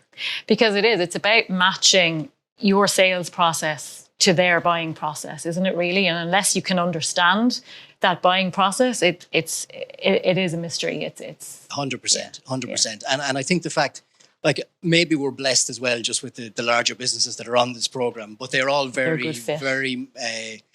they're all very into kind of like finding solutions from small, medium enterprises. Whereas you will get into larger organizations that just have this, look, they're like massive cruise liners and they're just plowing through the water and they can't move. You know, so if an interesting or an innovative idea comes to them, even though it might be brilliant and might solve solutions, it might solve problems within the organization, they just can't move. They can't turn that big ship. Yeah. So it's great to have the ones on board that you got. Okay, brilliant. That's great. So notwithstanding that, you know, we're only over phase one of the program, and there's still quite a bit to go, but have your expectations been met, or what progress have you made? Can you talk us through that? Yeah, I think it probably comes back to the psychology bit. And as you say, we're in the middle of it. So our expectations would be in terms of, you know, getting in front of some of the larger companies that would be a good fit for the solution that we have. And we can see within some of the organizations we've already spoken to, the same problem exists. The SME problem that we've identified, large business problem, it's the same thing. It's just at a bigger scale. So it's been great to be able to talk about that, but I suppose, so the expectations in that, in terms of the learnings and the insights and being able to access those people, have definitely been met. I'm looking forward to the next piece of it, where we actually get in front of some of the businesses and we can actually engage with them and start to pitch to them and maybe collaborate, as Mark said, on projects together. But for us, it's about the learning and the insights initially. And that was the main thing. It's trying to find out, are these organizations at a grander scale any different than the smaller, medium enterprise businesses that we were already dealing with? And thankfully that has been demystified, and we found out that they're not. They have exactly the same problems. Yeah. And just for us, it's better because it's at a bigger scale. Yeah. So if you get into, if you sign one of those contracts, it's like 50 of the other ones that we've been dealing with. And I suppose in terms of the mindset, Magella, you'd mentioned kind of like, has it changed kind of the way you've approached things? Like I have a meeting in the afternoon now with a UK advertiser who's flying into Dublin to meet us. and we're hoping that we're going to sign a 3 million contract with that customer. Now, So has it given you huge confidence then? Is that what it has given you in the last few months? Absolutely. And again, it's back to that kind of demystification of the process within the larger organizations, and the understanding that they're looking for solutions as well. And so therefore you kind of go, when we would have looked at these larger businesses and we went, okay, these guys are spending like 5 to 10 million a year in advertising. We could never like get in with them, or like we could probably never like support them, or whatever it might be. But suddenly when you're on this and you're hearing the guys from Ryanair and Paddy Power talking about exactly the same challenges and problems that they have within their advertising processes and functions, you kind of say, why wouldn't we? Like our solution is brilliant. Like, why wouldn't it solve a problem for a larger business as much as? And in fact, a lot of the guys would have said from the large organizations, they would have said like the problem that they have is that when the small, medium enterprise come into them, the change of the problem is too small. So you need to be pitching big. You need to say, look, when we come in, we can change. Well, back to that transformative words, that you can actually transform either their bottom line in some way. Exactly. And it gives you that confidence then to go in. When we were talking to that UK company that we're now about to sign, great. It gave you the confidence then to pitch like that. Yeah. We are as good as the other guys we're up against. Yeah. Cool. So just thinking about the program so far, can you pinpoint, what elements of it specifically have been really good, really effective, really productive? Has it been, having to write your pitch, or has it been, the engagements? And I know, the program probably hasn't been as we would have designed it if it wasn't for COVID. Yeah. And so we're missing out on this kind of interaction. Yeah. But, what can you pinpoint the elements that have really worked really, really well? Yep. I'll give you two highlights first of all before I go into the effectiveness bits, and I'll give you a personal highlight and then a business highlight. Brilliant. So one of the personal highlights, and I hope Roy doesn't mind me mentioning her business, but when Impeel was talking to Ryanair, and she spoke, they've got a fantastic health app product, and she said to the Ryanair guys, how does Ryanair feel about wellness within the organisation? And there was literally like, I could see the two guys and the smiles started to come across their faces, and I think one of the guys started to giggle. But he gave a really good answer. He said, look, Ryanair is a very dynamic company, and if you want back rubs and foot massages, you maybe want to work somewhere else. But I thought that was my personal highlight. I thought it was really, really funny. And the business highlight for me would have been when we were talking to Paddy Power. And Paddy Power's real challenge was around advertising. So it fitted right in with our solution. And when they spoke about spending 100 million annually in the UK on advertising and having the problems around planning and purchasing and managing the campaigns that our solution solves for them, and the ability to potentially get in front of those guys in the next few months and talk to them about how we might be able to solve some of those problems. It's exciting. And we wouldn't say we're going to get a 100 million contract, but who knows where it could go if we got a small piece of that, start off with a project. So from a business perspective, that would have been my highlight. It would have been like my hairs on the back of the neck standing up when they're talking about, we spend 100 million sterling on advertising. And it's really, really problematic for us. So that was the business highlight. And then in terms of effectiveness, you mentioned Zoom. And it's a double-edged sword. So it's fantastic that everybody from diverse geographical locations and from their own offices, we can meet Ryanair, we can meet Microsoft, we can meet the HSE, we can meet Paddy Power in our own offices, from their own offices, which is fantastic. So all that logistical piece of how do we get everyone together was really, really good. And I think for me, again, I know there was the training elements, and there was the pitching elements and writing the spiels and the prospectus and all that for the companies. But for me, it was actually the interaction with the businesses by Zoom. Like, again, it would have been better face to face, but by Zoom was great to be able to, have the burning questions that we had about their business and how they operate answered by the people who were in charge of doing that was fantastic. Okay, excellent. So I don't know whether any of the other SMEs here or virtually want to pitch in on, some of the perspectives that Fergal is bringing up. You can think about that for the next minute. I have another question for you, Fergal, and it's always a risky one to ask, but, this is a pilot. We might not have got it fully right. So, from, again, the perspective of the SME, what maybe could we tweak for the next time? What might be more productive or more effective for the next running of it? Yeah, well, I think first of all to say congratulations to everybody that was involved in it, from Dublin Big to Skillnets, to all the large companies that came in, to all the SMEs that got involved in it and kind of got on board without a real roadmap.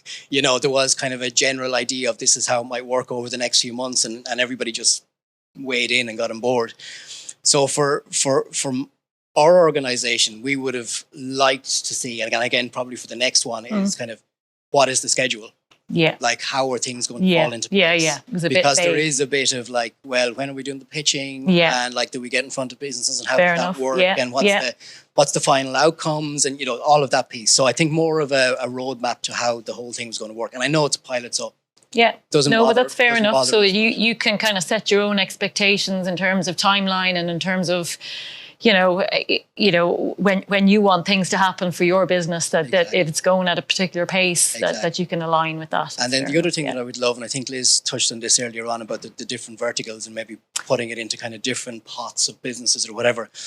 I think sometimes there seemed to be almost like an overwhelming feeling that the larger businesses were like, oh geez, we've got like fintech businesses, wellness businesses, marketing, advertising businesses here. All pitching to us. To us at the same time. Yeah. I think probably from their perspective, it probably would have been better to have like, okay, we're going to have now 10 businesses that are in the kind of marketing consumer data space. Who within the organization is the person to have on the call for that? Yeah, because it's not necessarily the same person. Now we're doing fintech. Yeah. Who are the people to have on the call that deal with that? So I think, again, for us, it would have been some of the people that were there on the calls. There was no point in even us trying to have a conversation with them because they wouldn't know. understand. They wouldn't understand. But again, if they could create, I suppose the next step for us then with that is if they can create the channels into the right departments. They can open the doors, and open the doors, exactly. Yeah. And at least they know who the businesses are now that they're dealing with. Okay, well that's great. It's great to get that feedback. Any comments? No, from anybody? No? Okay, one last question, Fergal.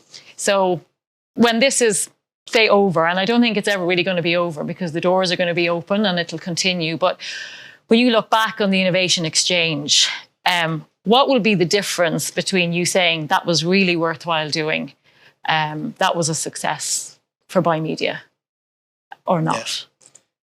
Look, it's already been a success for us in terms of the learnings and the insights and getting those the paths to procurement within those larger businesses and that learning piece. So again, any learning that you bring from something and anything that you get that progresses how you think about things and how you think about business and how you think about generating revenue in the business is always good. Mark said it earlier on. He said he'd love to write a PO for one of the businesses. We'd love to get one of the businesses to get one to write a PO for us. Excellent. So again, if there was some actual business that came out of it, I think that's the ultimate. But again, another thing that I would say, and it's probably been retarded a bit by COVID, is the collaboration between the group as well. I think it would be great for us to kind of find out more about the businesses that are involved. Is there potential opportunities for either partnerships or else doing business with each other as well? Absolutely. So I think that bit has been a little bit, and again, it's caused by Zoom meetings and we're on for an hour or whatever. Yeah. You can't really engage. But that would be the other thing. Again, a successful part for us would be we find a really interesting partner that we can go in and pitch to larger businesses. Excellent. And Liz talked about that earlier, that was kind of an unexpected or an unplanned outcome, that SMEs would actually find each other and find ways of collaborating. Okay, that's it from me. I'll hand back over to Conor. We're happy to continue to take questions. We've about 15 minutes, I guess, in total. I have a couple of questions. You've already submitted some. I'm going to stand here. I'll ask you to speak out to the audience and out to the virtual viewers as well, and I'll pose the questions. I'm going to start. One of my colleagues texted me and said, "This all sounds like a lovely love-in you're having there for yourself, guys. It all sounds great." So I'm going to ask the contrarian amongst us, and I'm going to say, this all sounds great, Anthony. But actually, there's lots going on outside there. There's government issues, there's kind of wider corporate issues. And we're saying, look, this is great. We have a lovely program going. But actually, there's a lot to be done. Oh, you wanted to challenge that? Yes. Oh, where do I start? Well, please do. So look, this is a forum that allows me and others in the SME sector to try and reach out and engage with others. This is one of thousands that are going on at any time. You know, you can get on a plane, you go to Lisbon, you can go to Web Summit, you know, if you want to meet 40,000 people and you know, and get through that. They're all part of a journey. And you have to figure out which parts, which networking, which associations do you join up with in order to meet your goals for your business and for your personal you know, requirements and for your staff requirements, but primarily in, you know, if you're looking at it from a business lens for your business. So should I be in Lisbon at Web Summit? No, that's not my audience. So I'm not going there. Should I be here? Yes, I should be here because this is part of the jigsaw that I mentioned earlier that allows me to start engaging with other types of organizations, whether they're multinational organizations or perhaps my customers are here in the room or watching on a screen somewhere. So this is much more important. So I would be contrarian, but I'd also say, look, it's part of the game. It's part, you know, you have to play the game in business. And this is one of the pieces, the many pieces in that game.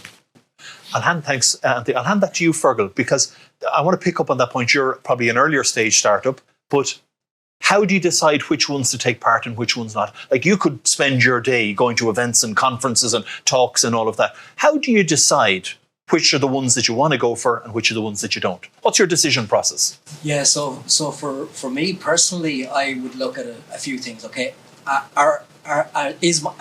I or is the business going to benefit from this particular engagement? So are we going to grow? Whether that's by learning, whether it's by revenue, whether it's by market share, how are we going to grow the business? Are we going to make contacts out of that? So is the business going to grow? That's the first thing that we would look at. The second thing is who's involved. So who are the people that are involved in putting this thing together? So when you look at Dublin BIC, you look at SkillNets, you look at the businesses that you had already signed on from the larger organizations, we look at that and go, you know what, there might be an opportunity here. If there is an opportunity here, we need to be involved in it. So you look at who's involved. And then you look at the next thing we looked at was the topic. So like the topic of procurement. So again, the timing for us was probably perfect in terms of that because, as I mentioned to Magella, we were just looking at moving from SME type businesses to larger organizations and how do we get into that procurement process with those larger organizations. So you were talking about procurement. So that was perfect again in terms of us for the topic. So it's those three things that we look at. Look, as a business, is there some way that the business can grow out of doing this? Who are the people that are involved in it? Are they good people to be involved with?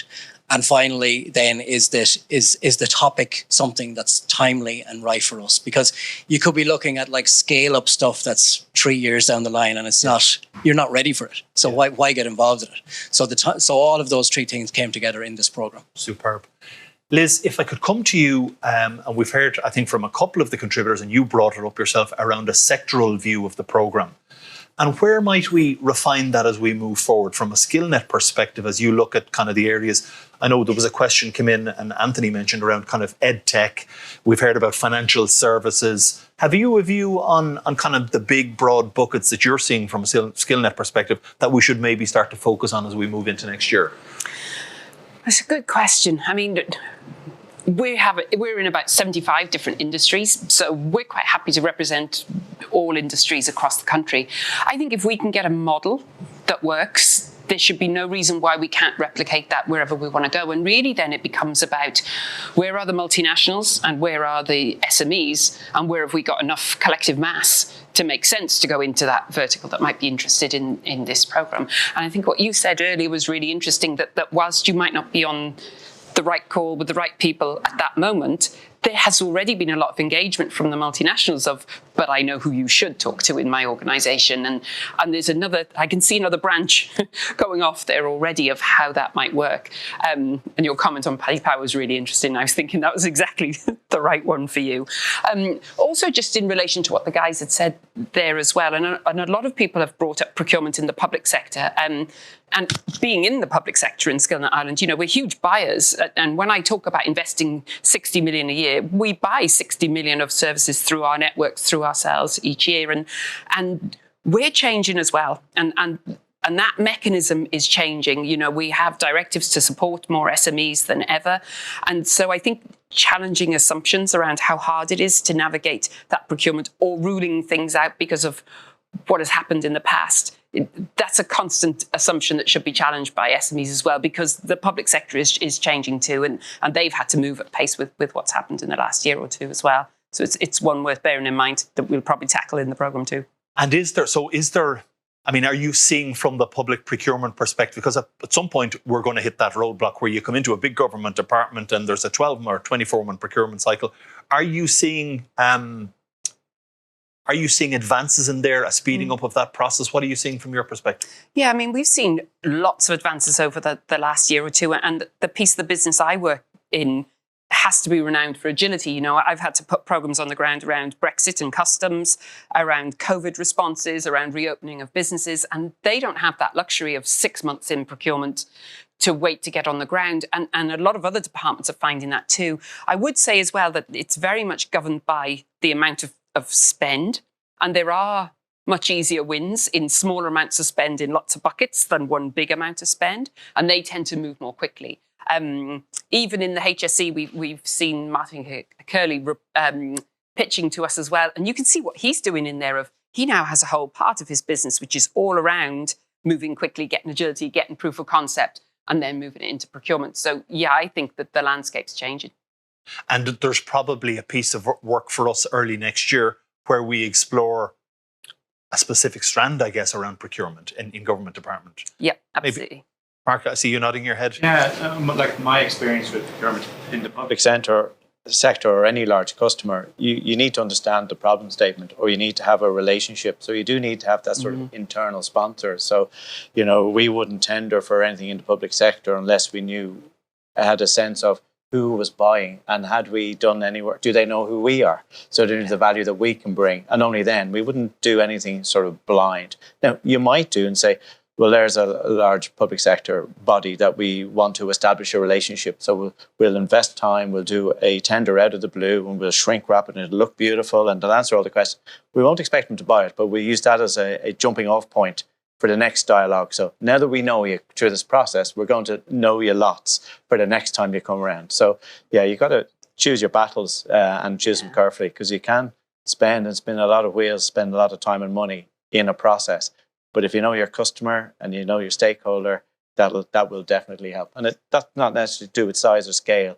Are you answering the question, the problem they're trying to fix? I know we asked for submissions and they were very tight, but you kind of said we nailed it, because we said, this is what we do, here's what we think you said you needed, and here's how we'll help you fix it. Correct. Yeah. So you can get that in one page. Yeah. You can do. Very good. I'm going to go to a question that came in from the panel, and it would be, I'll throw it open and ask one of you to pick it up. We've spent our time thus far looking at domestic sales, and there's a question, can we get to overseas and export sales? And is there a piece of work in the programme that we could address within that? And I'll throw that open, see who'd like to pick it up. I can give you our SME perspective on it. The way we've approached it, and it was a bit of advice given to us from a larger company, was to identify businesses that are in another country but have an Irish branch. So we looked at businesses who were quite large in the UK, but they might have only had a small operation or a small office in Ireland.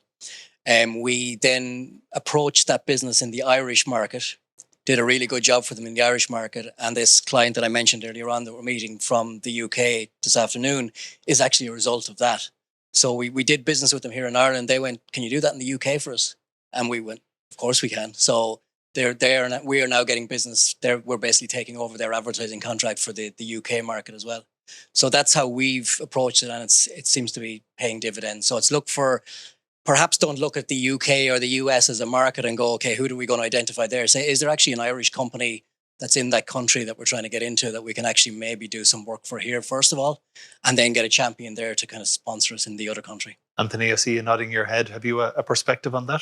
Well, yeah, I do.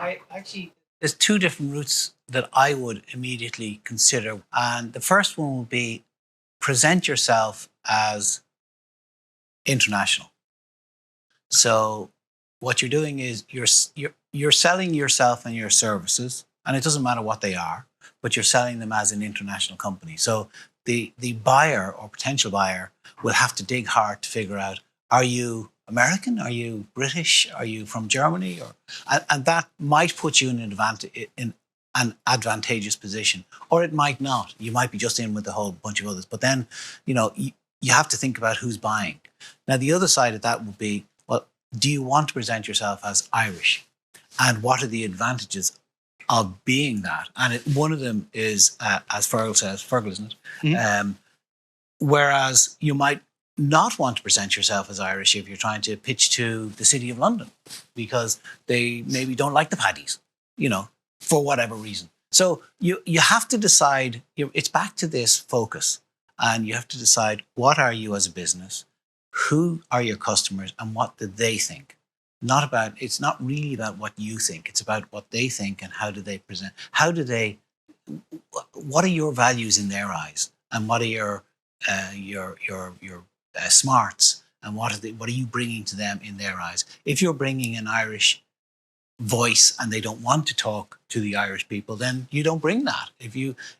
However, sometimes that can be an advantage. So you decide which one it is. Don't sit in the fence, in other words. Yeah. Mark, I'm going to come to you. I want to pick up the notion, I'll throw it to the floor as well. This notion of connections and collaboration, all that.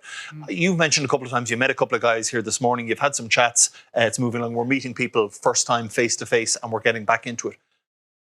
From a corporate perspective, how do I continue to build my connections? I've come into this program, I've invested a bit of time. I could easily walk away and say, actually, it didn't really work for me. But I've got to work the room, I've got to work the corporates, I've got to work Dublin Bic, I've got to work it. How's that working from your perspective?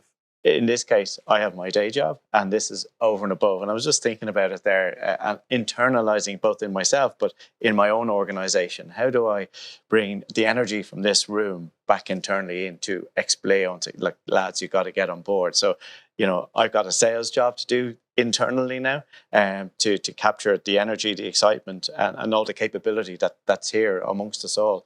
So right now, that onus is on me to spearhead that. But my job now is to open that up, and let's see how we can use Expleo as an example of some of the right things to do, take our learnings and play it back for the next sort of corporate who may be a big Ryanair or a Paddy Power, as mentioned earlier, or somebody else, But it's a case of trying to capture the essence and distill it down and get a level of excitement. Now, the great news is we've got a great local MD and a great management support structure, so I don't see it being overly onerous, but there's stuff happening in here in the medtech world which is outside of my industry, so I need to bring my colleagues in on the journey as well. So it's a case of being internally evangelizing innovation and evangelizing this forum.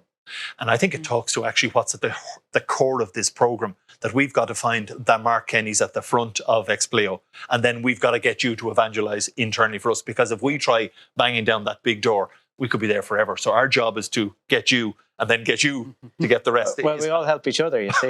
yeah. But it's actually that, and I think we're on an education piece. I think we're trying to shape a kind of a sales funnel over the next couple of years, where somebody like you joins us, remains with us, and becomes our evangelist internally. Correct. Yeah. Dennis, I'll come to you. I think you had a question. There's a mic there from Louise. Yeah, just a comment, you mentioned it earlier on, was around selling into if you're an SME and you're selling into a larger corporate, one of the main problems we find is, okay, we can solve a number of pain points for the entity, but trying to identify compelling immediate pain that they would have.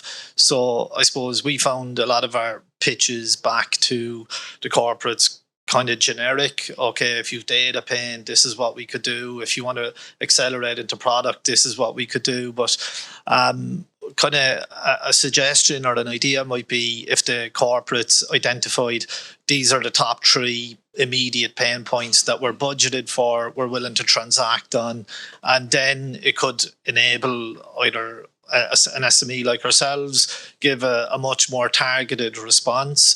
But it also might unlock kind of partnership and co-selling, where we might buddy up with another provider on the program and go back with a compelling, a compelling solution for them. So It's more a kind of question around, could we get the corporates to identify immediate pain points, and then you could almost brainstorm it through the group. And I think we probably started that, Dennis, with the presentations, but you could argue they were a bit one-sided. The corporates that this is what problems we have, where there may be opportunity as we evolve into kind of a more workshop-based format, where and hopefully we'll be back in person when we get to the next iteration of this next year, and we can actually go and do this stuff inside in corporate offices. Very good, very good. Yes, we have a question down the end. Firstly, just to commend DBIC, super program so far. Obviously, it's very early days, but enjoying it. It's great to get in front of some of the corporates, even if it's virtually.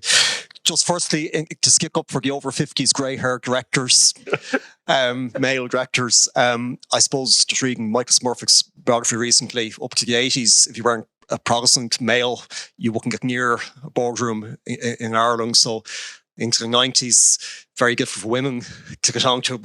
So we're going through different phases, and obviously it's evolving. But I suppose from my experience being on a number of boards, I think if you've got a grey hair, it can be useful. We've lived through a few recessions, and we can be helpful to younger entrepreneurs at different levels to realise things are not always on the up. So I just want to give that in, and there's still a dire shortage of females on boards, and it really has to be addressed at all age levels. So I suppose John Hume had this wonderful idea of an All-Ireland board with unionists and nationalists, and unionists would have a very conservative approach to things, and we might have avoided a crash of 2011. So he often talked about that. So just in relation to the programme, really enjoying it.